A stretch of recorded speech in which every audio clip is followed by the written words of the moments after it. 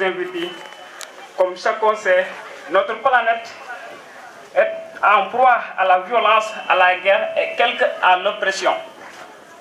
C'est pourquoi j'aimerais, si vous me le permettez, placer mon mandat sous le signe de la paix.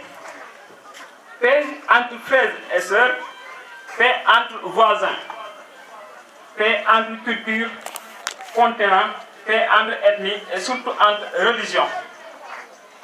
Le président ivoirien Houphouët-Boigny disait: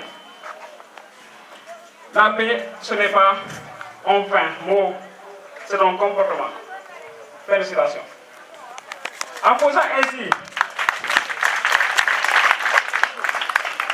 ainsi les termes de la relation FOE, semble indiquer que l'éducation est un socle à laquelle repose la paix. C'est pourquoi j'aimerais d'abord, si vous me le permettez, rendre vibrant hommage à nos braves professeurs.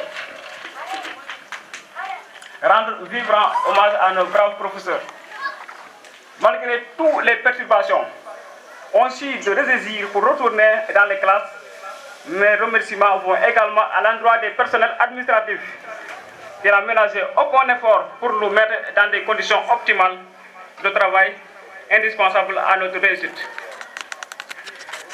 Qu'on le veuille ou non, l'éducation est en effet la voie royale du développement. C'est pourquoi, si vous me le permettez, j'aimerais lancer un appel à l'ensemble des autorités politiques de ce pays. J'aimerais leur dire solennellement d'avoir plus d'égard à l'endroit de nos braves professeurs. J'aimerais leur dire que le brillant professeur, après avoir partagé avec nous leur matière grise et mis dans des conditions de travail que l'on sait, sont en droit d'avoir satisfaction à leurs revendications. Merci. Au syndicat des enseignants, ils doivent comprendre que la grève est l'ultime recours. Dans les pays modernes et civilisés, déserter la classe pendant plus de 4 mois et y retourner sans aucune satisfaction signifie que nous étions pris en otage. Et comme maintenant l'otage est libéré, j'aimerais leur rappeler le haut de cette tribune que le droit à l'éducation est un droit inéable, un droit qui se trouve inscrit à notre constitution.